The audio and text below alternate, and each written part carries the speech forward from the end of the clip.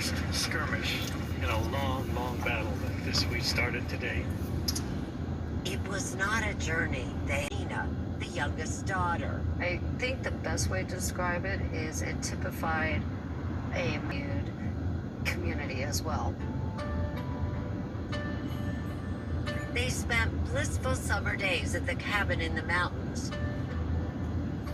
3 carefree sisters, with Katina leading the pack, says Regina, younger by 18 months. She was the heart and soul of the family. She had such a good heart. She loved being the older sister. It must be slow right here.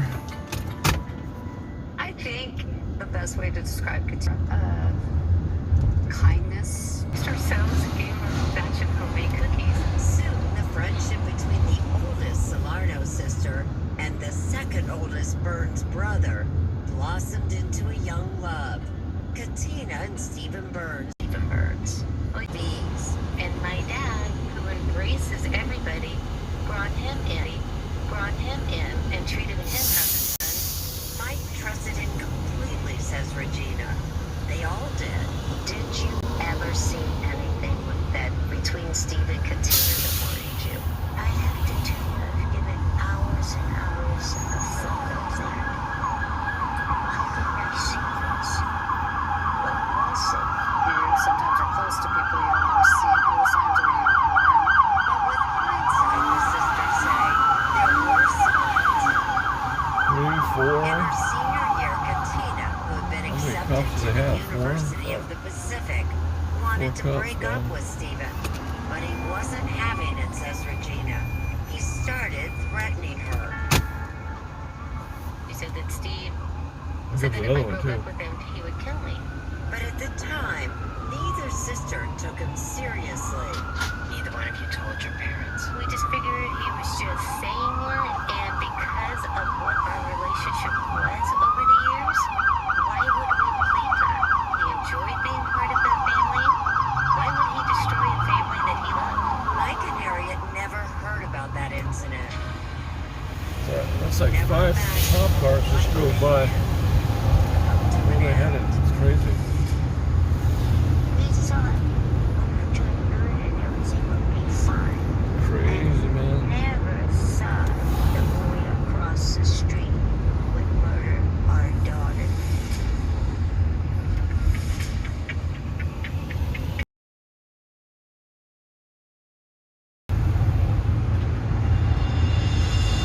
When Katina arrived at the University of the Pacific, UOP, in September of 1979, she thought she had left Stephen Burns behind for good. He said he was going to Santa Clara University, and she was going to begin pursuing her longtime goal. She knew she was going to become a dentist. She knew exactly what she was going to do. It was planned for her. That was her goal, her dream. But Katina's excitement Today's Thursday was cut night, so it's like short almost soon Friday, after the weekend. Salernos got to campus. We were staying overnight, and we went to the hotel lobby, and then all of a sudden there's Steve and his sister and family. And we're like, what are you doing here? And he says, well, I'm going to UOP. That's really the first time I heard a lot of panic in her voice because that just caught her off guard. For the first time, Katina turned to her father for help. My dad walked up to him and said, okay, Steve, leave Katina alone. She has told you that. You guys move on to your own ways, be friends, and know that I will always be your The Salernos headed back to San Francisco, and Katina and Steve each moved into their respective dorm rooms on opposite sides of the campus. Steven's So I'm driving along Wilshire Boulevard here. remembers walking in the room and seeing Katina's This used to be the Hyatt on Wilshire on the right He side. said his girlfriend was But at now it's the Pacific Line as well. Hotel. There were pictures of her and him together. This is the brand new apartment building here on the right.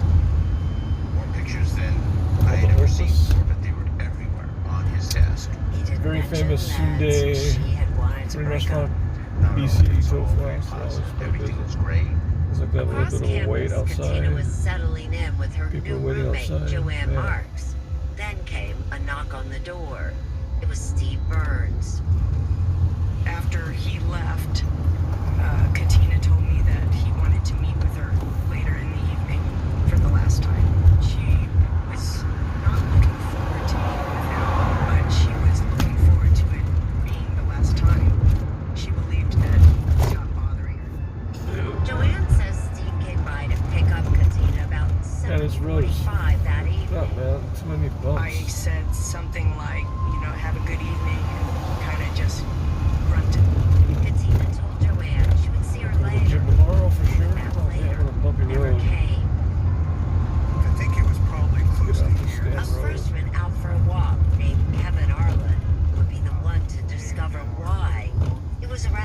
Anything about the 3:45 roof at or no? night when he saw something on the sidewalk. And I kept walking and realized that's a person. And figured I needed to go get some help. Kevin, unnerved by what he saw, rushed back to his dorm and got a resident advisor. They both ran back to the scene. And we got up to her, and it was a young lady that was laying on the ground, and she was still alive. She was unconscious, but there was a big pool of blood around her head. Kevin would later find out it was 18-year-old Katina Rose Salerno. She had been shot in the back of the head. Her arms were twisted in a way that I never thought the human body could twist. Do you remember her face? I just remember the blood. That had to be heartbreaking. Yeah, I knew it was tragic. I knew it was very serious, a very serious injury. While the two men waited for the ambulance to arrive, Stephen Burns returned to his dorm room, where his roommate Les was watching Monday Night Football. He laid on the bed, propped up a pillow, and started watching the game. Did he seem nervous at all? He was not nervous at all. The ambulance arrived around 10 p.m. and rushed Katina to St. Joseph's Hospital. She was still alive, barely. Years later, her family would learn she was not alone. Randy Haight, at the time a young patrol officer who was at the crime scene, met his partner at the hospital. I said, "Where's the family?" And he says, "She's a student UOP from out of town. They're not here." I said, "Is anybody with her?" He says, "Haven't seen anybody. It's just us." Katina Rose was pronounced dead at 9 minutes after midnight. We made the decision to sit with Katina until the coroners came. Even though she had passed, I just didn't feel right leaving her alone. I prayed. I said a prayer for her. By then, homicide detectives were at Katina's dorm talking to Joanne. I told the police that Katina had been picked up by Steve Burns, and I told them which dorm he was from. Les and Stephen were in their room when there was a knock on the door. I opened the door, and there's like 5 guys out there in suits. So I stepped out a little bit, say hello, and I could see at the end of each hall was full of police officers. And then they asked to search our room. They went through everything, every bag, every drawer, everything. What were they looking for? I didn't know at the time, but later I learned they were looking for a weapon, for a gun. Stephen Burns was pulled from the room and taken to the Stockton police station, where he was fingerprinted and photographed. Officer Haight recalls seeing him there. He did not appear to be upset in any way. Burns told the police he didn't meet Katina on campus that night, and that he spent the evening in his dorm room watching Monday Night Football. Without the gun, it was never found. The police didn't have enough evidence to hold him. Stephen Burns was released. His father took him back to San Francisco. The police didn't publicly name a suspect, but Harriet Salerno didn't need a name. She already knew it. I just said to Mike, "It's Steve, Mike. It's Steve." I don't know why. I just had that feeling. After talking to the family, the police learned that Stephen had threatened to kill Katina if she broke up with him. 2 days after the murder of Katina Rose Salerno, Stephen Burns was arrested at his home just across the street from where Katina grew up. I remember sitting up in the window, watching them walk him out in handcuffs and putting him in the patrol car. My whole world got taken from me. And really, the flash of a gun. I mean, everything was gone.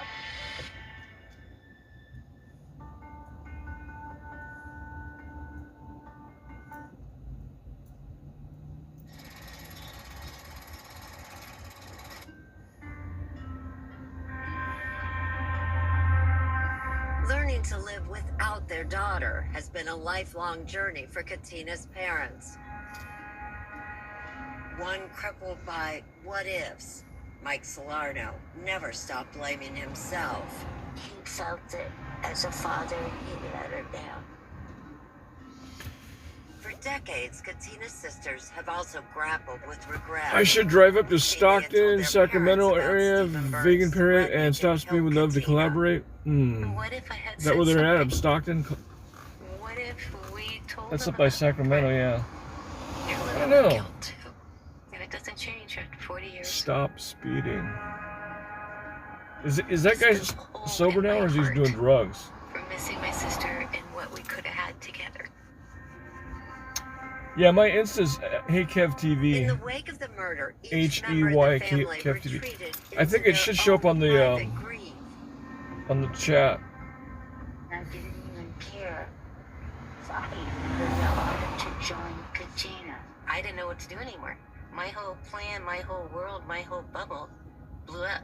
I mean, I'd never felt that kind of hurt. I lost. I think my I sent a entire message a family long because time they ago, fell apart. It like was 3 years painful ago, enough to that my Vegan sister had been Patriot. murdered, but the person that I viewed as a brother and loved betrayed me by taking her life. The Salernos would learn that the young man they had trusted had stolen a gun from Mike's store weeks before Katina's murder. You believe he planned that murder? Oh, Yes. the fact that he stole the gun prior, there was no reason for the stealing of the gun otherwise. They came to believe Stephen may have been planning to use that gun to kill Katina even before she left for college. The night before we took her to UOP, I heard this noise outside. And it was Steve Burns pacing in front of the bedroom window. He had a big white towel wrapped around his left hand. Regina says Burns tried to climb up the side of their house and enter through the window of the bedroom the girls shared, but Katina told him to leave. And she said, "No, I'm not opening the window. Go to bed, Steve. I'm going to school tomorrow. Stop. Just stop. Just stop." Then there was a sound like he fell, and it was a very distinct sound of metal hitting metal. What do you think now when you look back If on you that, scroll that back, sound of metal against metal? Yeah, there it is. It just popped up I right think there. if I had opened the window and he got in, That's there'd my be 3 Instagram. dead girls. You think he had a gun with him now? Absolutely. 6 months after Katina's death, 19-year-old Stephen Burns went on trial for her murder. It was a bitter awakening for the Salernos, who say there was more concern for the defendant and his rights than there was for his victim. Neither of Katina's parents were allowed in the courtroom, not even while Nina, who was only 14 years old at the time, took the stand. She had to testify at the trial on her own, without a victim's advocate to support her. What was that like on the stand? Ugh. I think the best word was just awful. I was in a This is kind of courtroom. boring.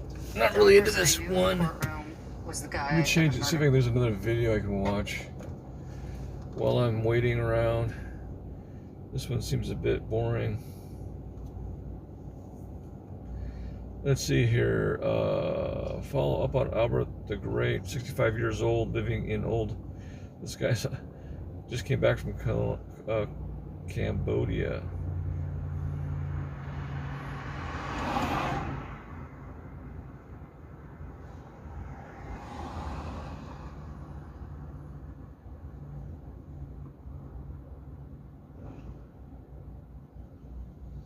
The Argentinian couple that I'm watching just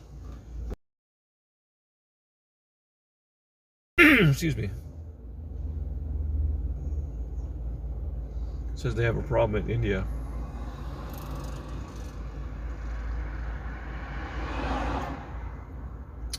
Let's listen to this guy, the real Vietnam, Richard Kopek. Let's see what he has to say. All right, Rick. Rick. Rick, which girl? Where are you from originally? I grew up in Connecticut. County. Tell me about your family growing up. You had mom and dad? Yeah, I have a brother, a younger brother, and a younger sister. It was a typical Leave It to Beaver family, lower middle class, and nothing outrageous. I didn't get in any trouble. I didn't break any windows or anything. So I had a pretty good childhood. That's great. How far did you go in school? Well, I almost got my master's. Wow. I got my degree in special education, and then I went to graduate school and studied guidance counseling. And I got in there, and I didn't realize it, but guidance counseling was like 45 credits, and any other subject was 30 credits. And I did it with a friend of mine. We were teaching, and we decided to take the same courses so that we could support each other, going to school. And after about the third class, I found out, this was like 50% more than normal. I said, what am I doing here? So I turned to the girl next to me, it was a type of graduate school where everybody was on their own, and we weren't in the same class. And so she was finishing up, and I said, hey, if I wanted to be, to go to graduate school and take the easiest course possible with the least responsibilities, what would I take? And she said, oh, no question, environmental studies. And so that's all she had to say. I got up, I picked up my books, and I went down to the registrar's office, and I changed my major to environmental studies. and the guy I had, the teacher, the main teacher we had was a national teacher of the year. And he was incredible. He was inspiring. He had a good sense of humor. He was just amazing. And he started the class off. He said, you probably heard about this class before. He says, I don't give any tests. There's no homework. You don't have to read any books. And you give yourself a grade at the end of the semester. I said, well, what could possibly be easier than that? So I took every course that he had. And when he ran out of courses, and I still needed some more credits, a bunch of us got together and we said, well, what do we have to do to get you to teach another class? And he said, well, we need a minimum of 8 people. And we had 8 people, and most of the people in there had all of his courses, because he was just that kind of a magnetic personality. And so he started, I took whitewater rafting and canoeing and backpacking through the Appalachians and stuff like that. And I got straight A's. And when I was 3 credits short, I had changed jobs, and I went to work for myself as an editor of a magazine, and I realized I was never going to need a degree again. I was never going to do any teaching again, so I just walked away from it. Yeah, that's What pretty did you do? interesting. Well, I started the Shelby American Automobile Club, enthusiast organization for people with Cobras and Shelbys. And I've been doing that for 50 years now. But I edit their magazine, and we put on a national convention every year, and it's at a different racetrack, and it's pretty interesting. You been married? I've been married for 53 years. Yeah. Kids? Wow. That's a long time. No kids. Dinks. Dual income, no kids. Good for you. Do you have any regrets in your life? No, I can't say I have any, no, none. But I was in Vietnam from 1967 through 1970. And It's a 3-year tour. I got back into society after that, and I went to school on the GI Bill and graduated with a degree in special education and started teaching. And I always thought that I was a little different, having had this experience, and nobody to really talk about it with, because I found that people just don't understand. They don't ask the right questions, and there's not enough time to give them a detailed answer with a lot of context. So, like most veterans, I just never really said anything about it. And then at one point, I started to have some strange feelings about it. It started with the war in Iran, and Wow. it was Jehovah's Witnesses are out walking around. the 100 Days War, when Desert Shield changed to Desert Storm. And they were finished with that war, and they did an excellent job, and we were all, rooting for them. But at the end of it, they all came back, and General Schwarzkopf organized a big parade, and they had more people than any other veterans parade, and they had one in Washington, D.C., and I found myself being very upset about that, because I never got a parade when I got home from Vietnam. That's true. And I had these mixed emotions, because on one hand I felt that, really happy for the troops, and I was really supportive and pro-military. And on the other hand, I was anxious, kind of like disappointed and upset that we weren't treated that way when we got home. And it happens. You can't go back and into time and change it. Yeah. But I still had these conflicting emotions. So I went down to the VA and talked to a counselor down there about it, and they got me an appointment with a VA psychologist, and I started discussing it. And she said that I should start. Well, the first thing they wanted me to do is go into one of these what they called rap groups. This was around 1985. And they wanted me to go into a veterans rep group where you get about a dozen people who sit around in a circle, and they have a counselor who has some experience in Vietnam, and they talk about everybody's experiences and their emotions and stuff. And I didn't want any part of that. I said, I am not interested in listening to anybody else, and I'm not interested in telling my story to anybody else, a bunch of strangers. And so right away they said, oh, okay, we'll do that. And so then she said, well, maybe you should put your thoughts into words and get these feelings out. And I nobody wants to read this stuff, and I don't know, I'm I guess a writer by trade. I write car magazines and articles on cars and race reports and stuff like that. So I'm no stranger to writing. And I said, well, I don't know. She said, well, give it a try. And I started with my most cogent memory and started putting it on paper and telling it like a story. And I was amazed that the information was just rolling out. The experiences, my memories were on some things were so clear, it was like being there yesterday. Wow, it's like a lot of light. And so I ended up writing the book, and I showed it around to a couple of friends of mine, and they said, this is really good. And one guy said, this is the book you wrote for yourself.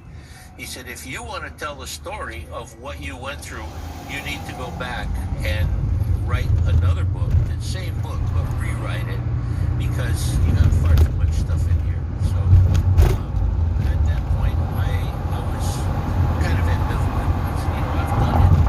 I've gotten this thing out. I feel that I've unloaded a lot of emotions and stuff. Do I need to go back and do this thing over again? And then I started to talk to people, and I found that there were very few people that really had a knowledge of what went on in Vietnam. And this wasn't trying to do an overall, from 200,000 feet story of the whole our country's experience in a war that lasted over 10 years. But I found that on the micro level of a unit like a platoon in combat, nobody had that. Nobody could tell what went on, and they had no context, no background, and it bothered me that the only experience they had were going to the movies. And in the 80s and 90s, there were a bunch of movies about Vietnam, Platoon and Full Metal Jacket and Hamburger Hill. And that was the only reference a lot of people ever had about Vietnam. And it was all wrong. I mean, a lot of that stuff is just bullshit. It's a story that was written by somebody. Words were put into actors' mouths, and it was all done through the filter of a producer or a director. And they were telling a story, but they weren't telling the facts. You're trying to sell tickets. Yeah, it was, and it wasn't well, what's the word I'm looking for? Like a narrative. And it wasn't a documentary, and it was just somebody's feelings about how something happened. So I started writing this book, and the more I got into it, the more one of the things when I got back, I used it as therapy for post-traumatic stress, was reading things. Every book that was ever written by anybody who was there. And one thing I learned was everybody's experiences were different. There were no two people that saw it through the same lens, that experienced the same thing, even in the same unit. If they were 10 feet apart in combat, you don't see everything. It's not like in the movies where the camera zooms in and pulls out and pans around. You only saw what you saw, and you could be oblivious to what happened 10 feet away from you. And nobody understood this. And so I started including a lot of stuff in this book, a lot of explanations. When someone would write a book about Vietnam and they would talk about, we walked into an ambush, and then they move on. And it's like there's no context for that. And maybe they would put a one word or one sentence or one paragraph item in the glossary about an ambush and try to explain what it is. But, I went into it and talked about it for a whole chapter of what you were feeling and what happened, and, all the different things that could happen, and then what did happen to us. And I did that with everything. And I found out, I discovered that there was so much to tell, and I had never seen anybody tell that kind of story. So that's what comprises my book. On one hand, it's an explanation, almost like a textbook, but on the other hand, it's a story of what the men in my platoon went through. And I started when I went in the Army and going through basic training and the thoughts and feelings that I had there and some of the experiences. And then when I went to infantry OCS down at Fort Benning, I was there for 6 months, and it was a behavior modification program of how to think and act like an officer.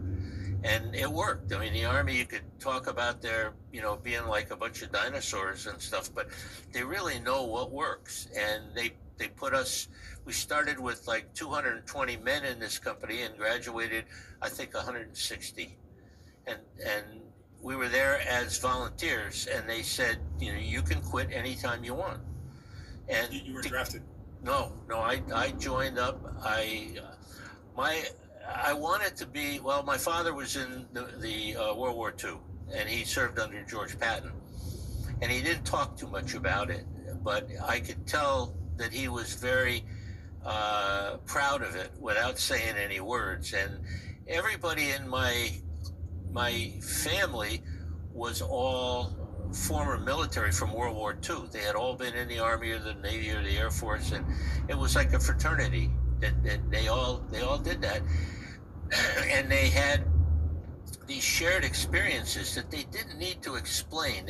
I never heard any of my uncles sit down and talk about war stories. They had these experiences, and they just lived with them.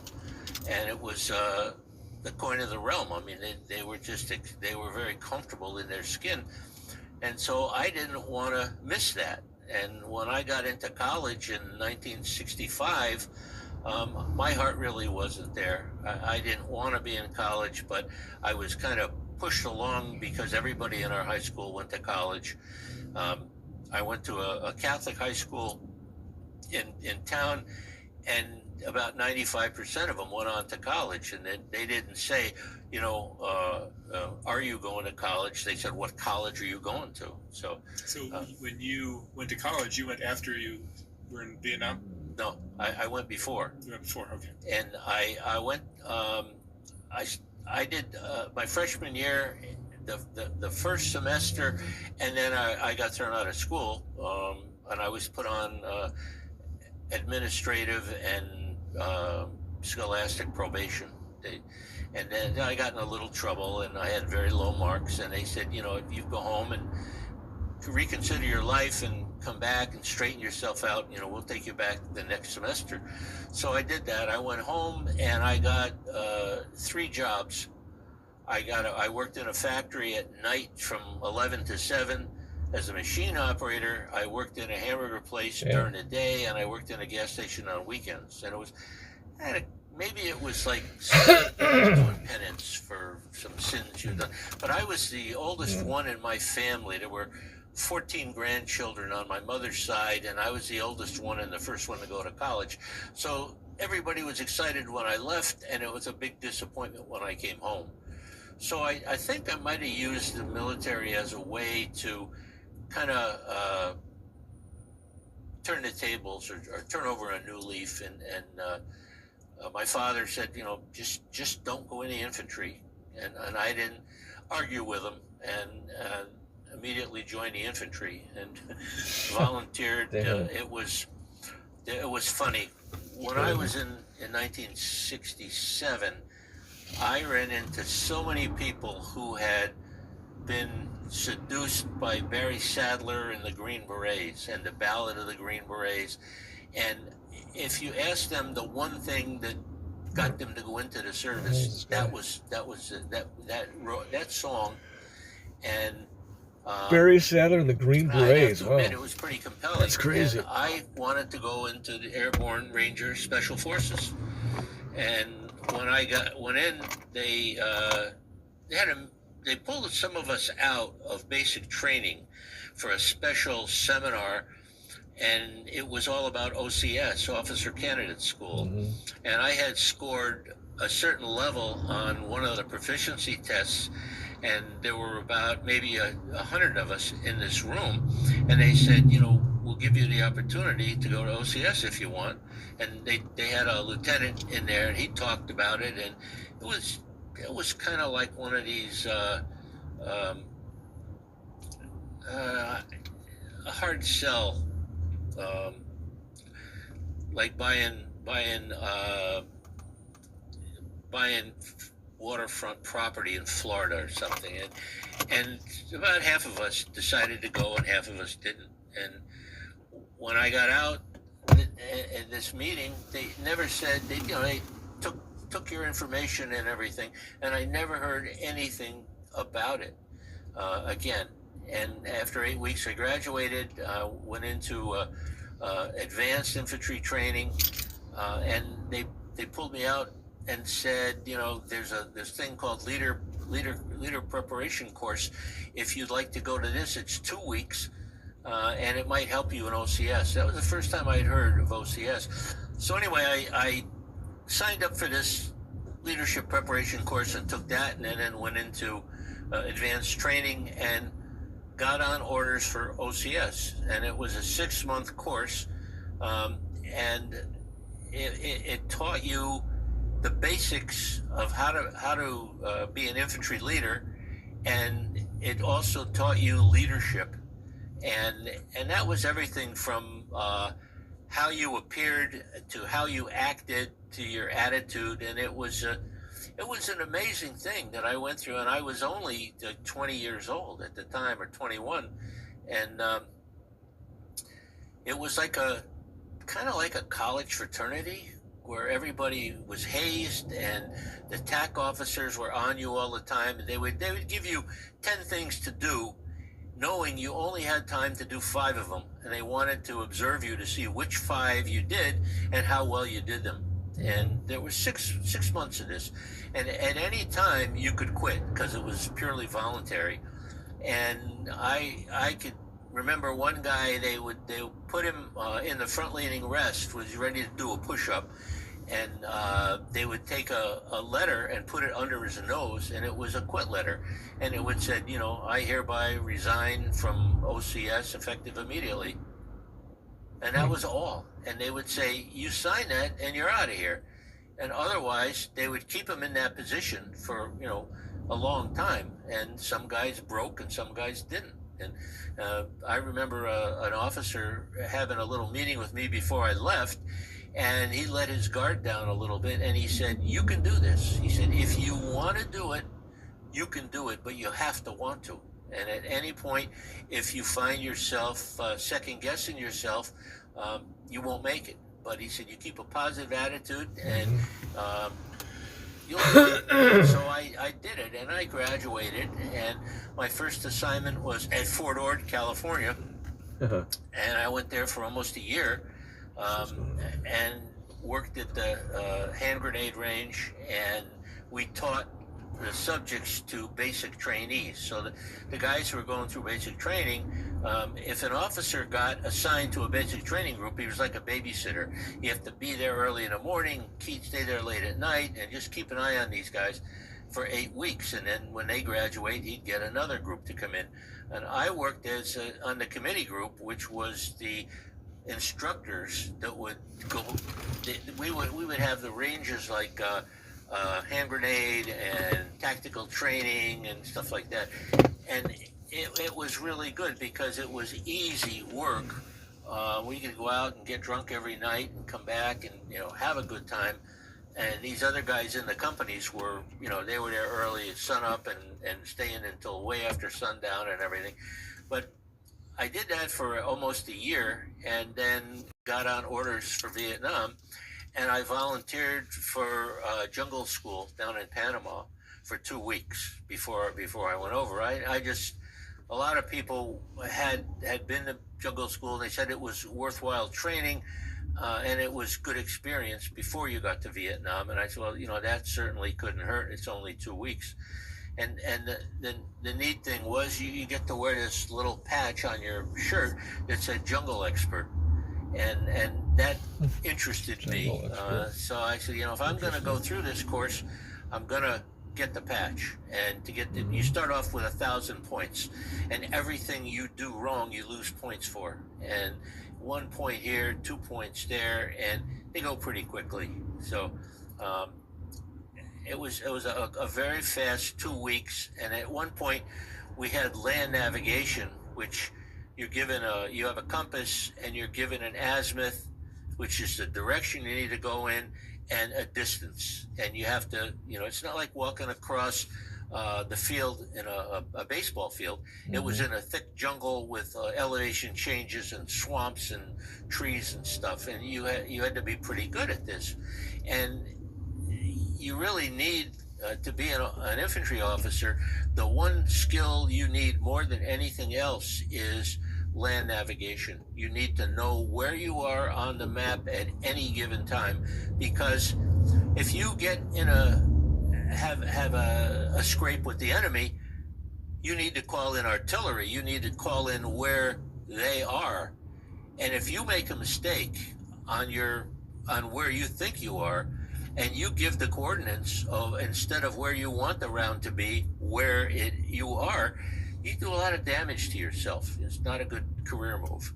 So I learned land navigation, and we went out there in the jungle, and what you'd have to do is they'd give you an azimuth and a distance, and there would be a 4x4 inch post about 6 feet high, painted white, with 4 numbers on it, and that was the coordinates.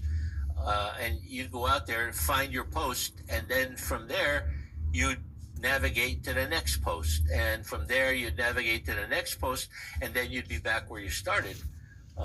And when we got to the first post, we couldn't find it. And one of the guys, we had 4-man groups. One of the guys in our group was a pathfinder who was a sergeant, E6, and he was experienced. As a matter of fact, he had just been back from Vietnam, and somebody put him in for jungle school. I think he had made an enemy somewhere, and somebody was out to get him.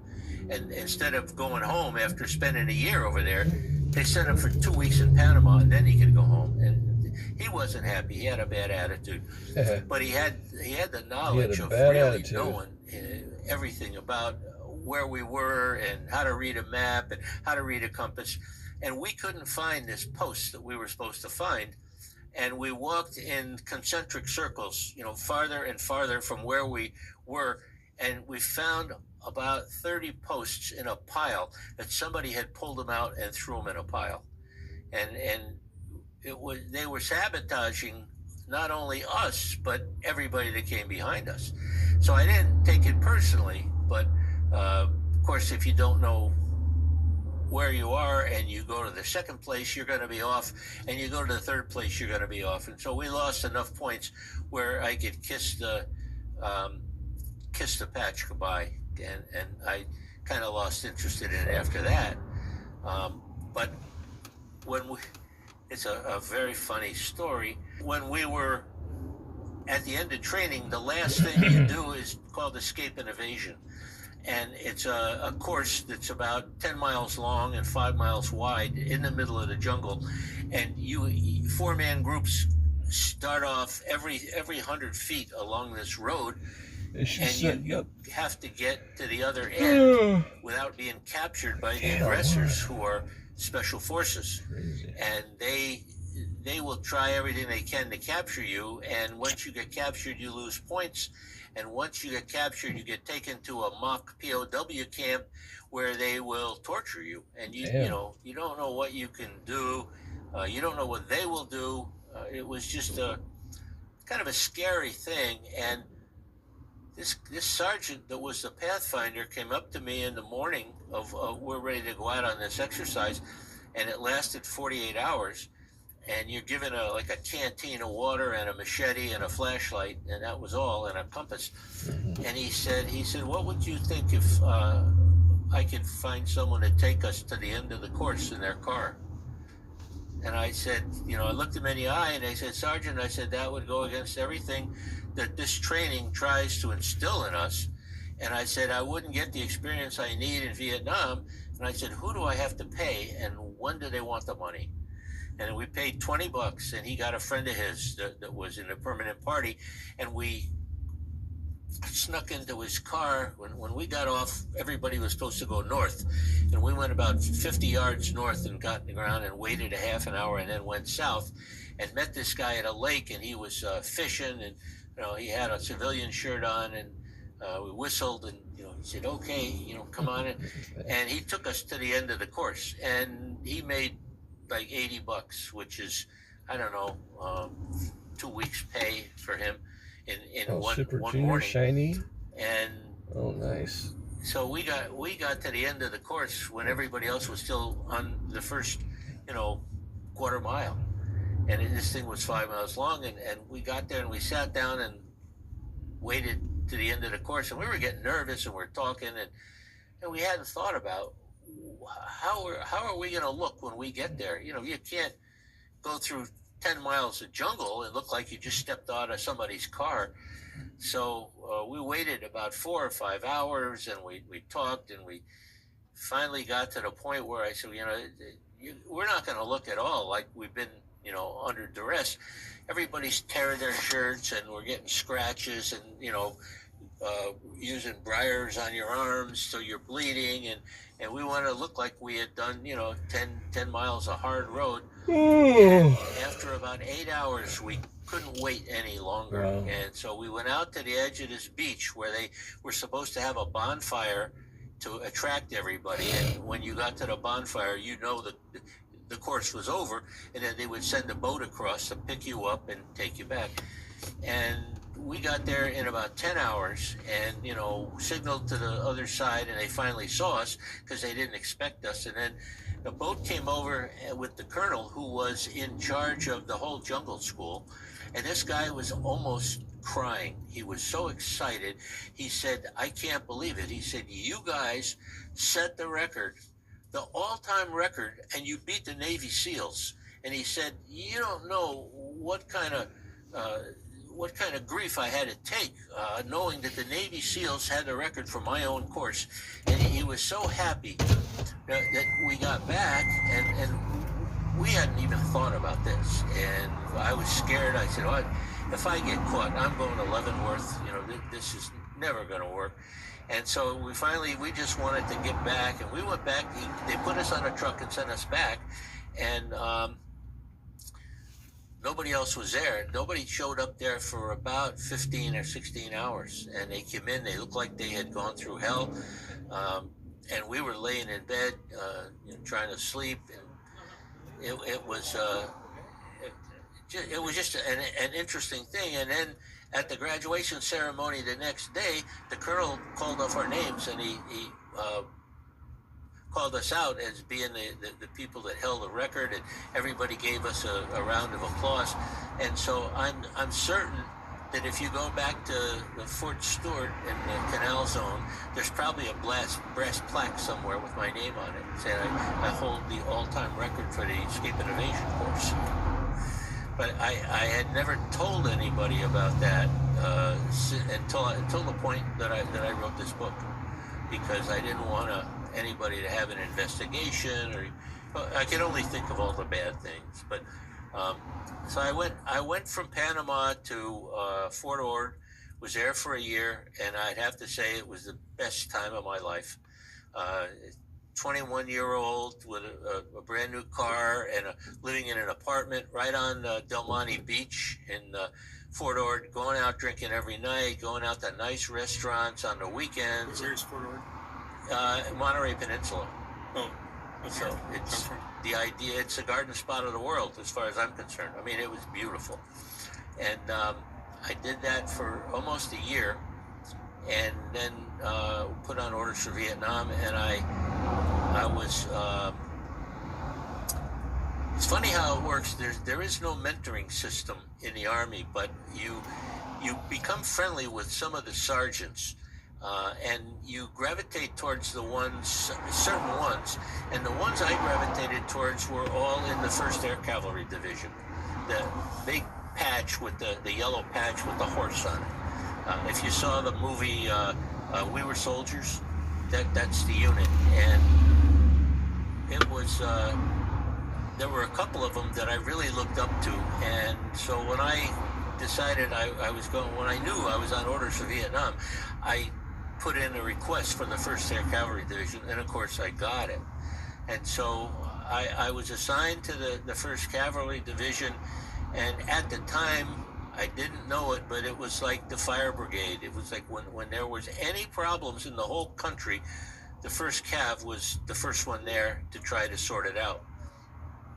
And I got assigned to a regular line company, and it was kind of unremarkable, and it was interesting the way they would start it. You should go out to the company on the first day, fly in on a helicopter in the middle of this jungle clearing, get off, and go over to meet the captain. And he's gonna, you think he's going to assign you to your unit, what platoon you're going to be leading. And so I met the captain, and he didn't have any time for me. This guy was on one radio in one ear and had another radio in the other, and he's giving orders to people, and he was so busy that was going, and that was just the way it was for him. That was the way he had to work. And so all he did is, no, hi, how are you? Where are you from? Welcome aboard. None of that. He said, okay. He said, I want you to go with the 1st platoon today, the 2nd platoon tomorrow, and the 3rd platoon on the 3rd day. And I'll decide where I'm going to put you. But ask questions, see how they run things, and just kind of get your feet on the ground. Well, 10 minutes later, there was we were in heavy contact. The platoon had walked into an ambush. They got people killed, and we got mortar rounds landed on our perimeter, and the company commander gets on he was on the radio, and he called me over, and he says the 2nd platoon had the platoon leader killed, and the platoon sergeant was wounded. He said, you're in charge. Just like that. So I went into this thing after being in the field for like an hour with no experience, nobody's telling me what to do. It was really difficult, but at that time you don't have time to sit there and think, oh, what am I going to do? Poor me. You just get in and do it, and that's where all your training comes to the fore. And you kind of remember this. It's like muscle memory. You just remember this stuff, and that's how I got my introduction. And I found over the years that I talked to people that a lot of people didn't have that kind of experience. And I thought that what was happening to me was happening to everyone else. that it was no different. And I had no yardstick to gauge that by, because I was only in this one unit. I wasn't in another unit to compare it. And so it turns out that the unit that I was in heavy contact for about 4 months. And I mean either being rocketed and mortared or ambushed or having firefights, or the possibility of that happening at any given time. And so you could never let your guard down. And that was my experience. And then we moved into another area that didn't have as much enemy activity in it. And it was more, I guess, what other people ended up having as an experience. But I decided to write all of this stuff in my book and explain it.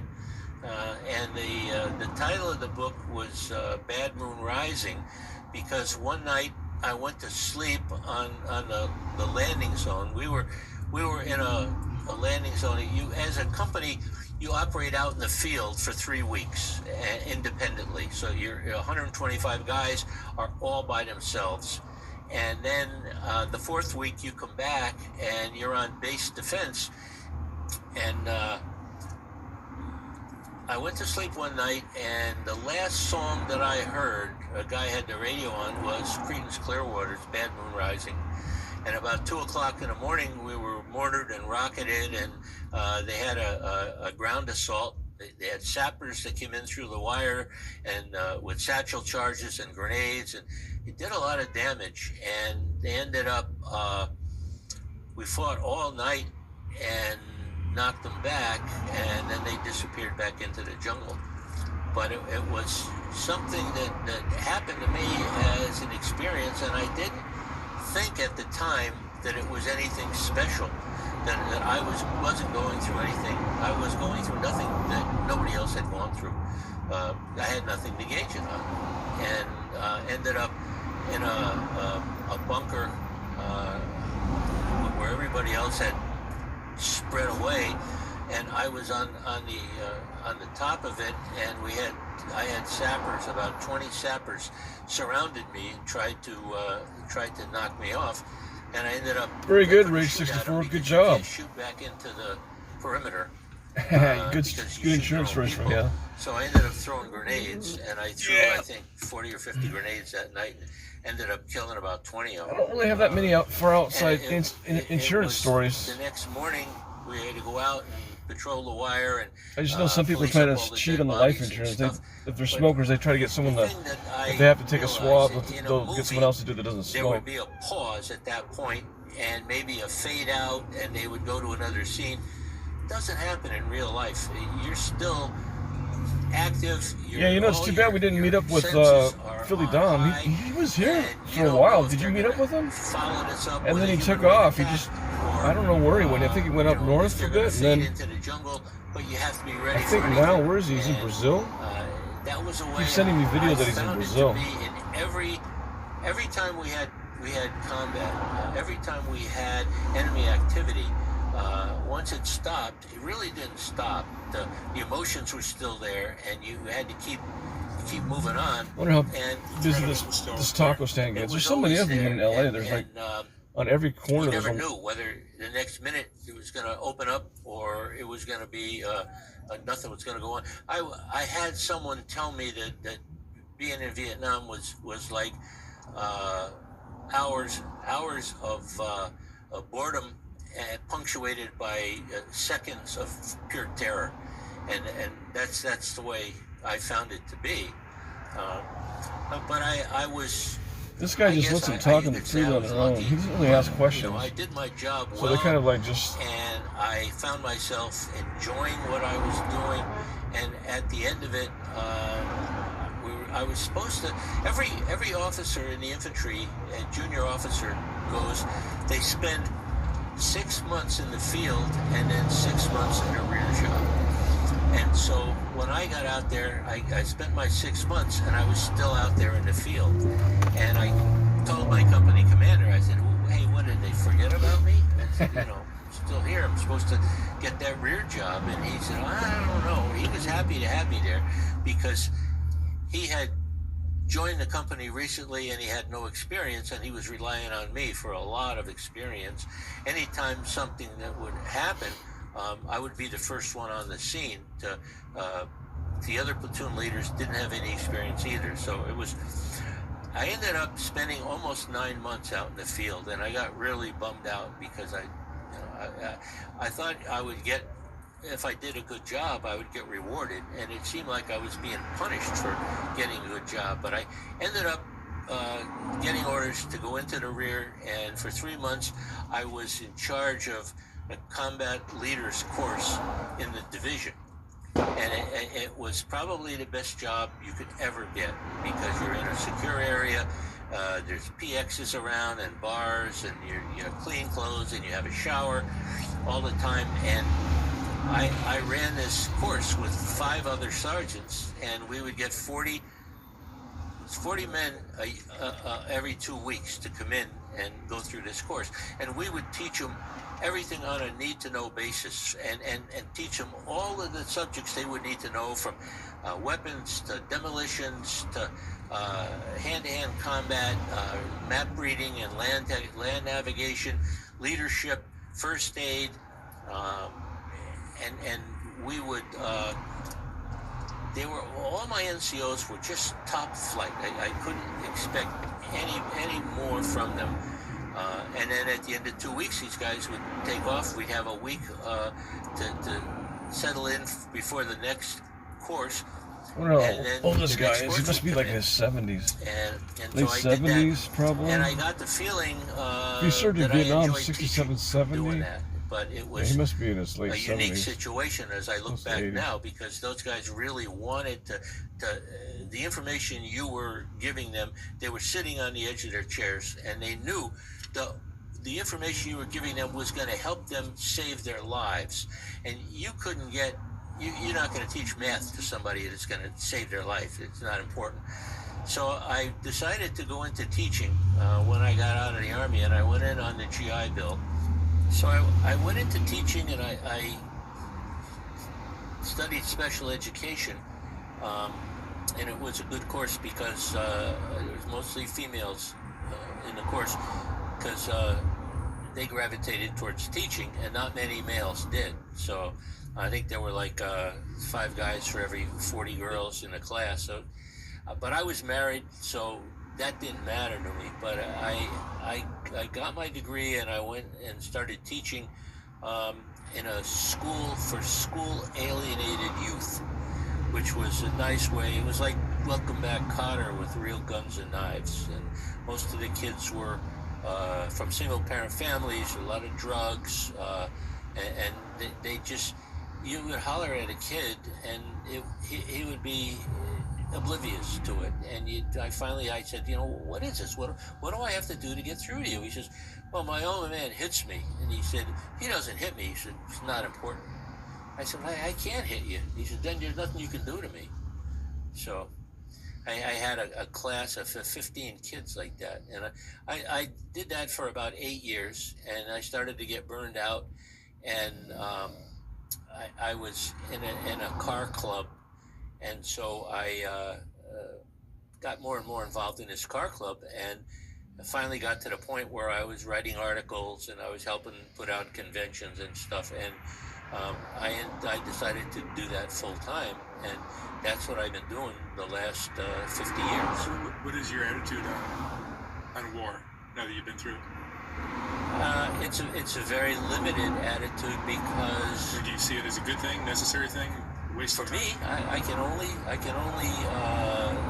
equate it to what happened to me, and I would say that I wouldn't trade it for anything in the world, but I wouldn't wish it on my worst enemy. You came out with your life.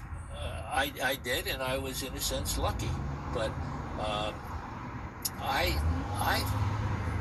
it affected me, and I didn't know how it affected me until I got out. And when I was in, everybody that I was dealing with, everybody in my peer group, were all veterans. And so we didn't talk about our experiences because we had them, we shared them. We didn't need to. And then when I got out, I found that there weren't that many people that had been to Vietnam. And if I tried to tell them some of the things I went through, they wouldn't understand. They wouldn't get a full picture. And so basically, I just shut down and didn't talk to them about it. And the longer I've gone through life, the less number of people I've been involved with who have a military experience and then who have a combat experience. And just having a combat experience, sometimes, you're in the area where you could get shot at, but you might not get shot at. And we were in an area where we were shot at. A lot of the guys were hit, and I lost a lot of men. But it was just something that I couldn't put into words until I started this book. And I wrote this book, and it all kind of came together for me. I got to the point where I was really happy with it. And it hasn't been published yet, but I think it's good enough that at some point it will be. Just the right person with the right publisher has to look into it and read a few chapters and see. But I have to say that I look back at my experiences and I thoroughly enjoyed every minute, as bad as some of them were. They kind of went to make me who I am. And I have a lot of confidence now. And I would have to say that I'm not afraid of anything. The reason for that is I think you use it as a continuum where I was in an area where I was out in the jungle with 35 guys, 25, 35 guys, and there were armed enemy trying to kill me. And that's pretty scary. And after you have that, nothing else kind of lives up to it.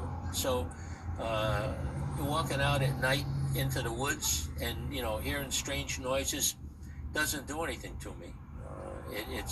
And my wife gets angry at me because we have once in a while you have a problem about you can't pay your mortgage or your car payment is late, and she says, "You're not worrying."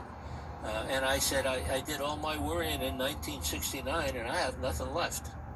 So it was good for me. I can't say it would be good for anybody else. And if I was sitting here in a wheelchair with my legs missing, I might not feel the same way. But it is what it is. And I was really happy about the experiences that I had and the things that I were able to do. Excellent. Rick Topek, thank you so much for sharing your story. Okay. Man, he was going in circles there. Thank you. Damn, was that an interesting interview or no? I don't know. Even though Soft White Underbelly consists of a lot of videos. Don't know, man. I see you had a few dudes on here from Memphis. You got the Pimp interview with Johnny Cash. Oh, man. Yesterday, I think the other night we were listening to Action Jackson.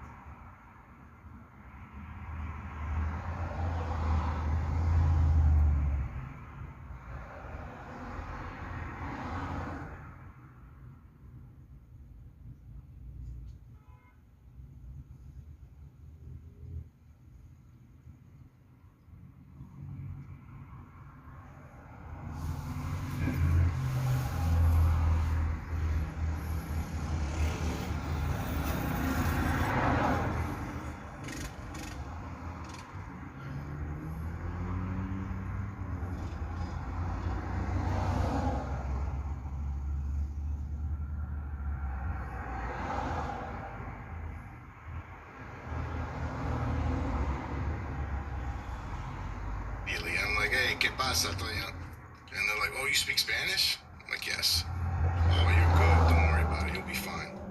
This jail's run by the Colombians. You're going to be good here.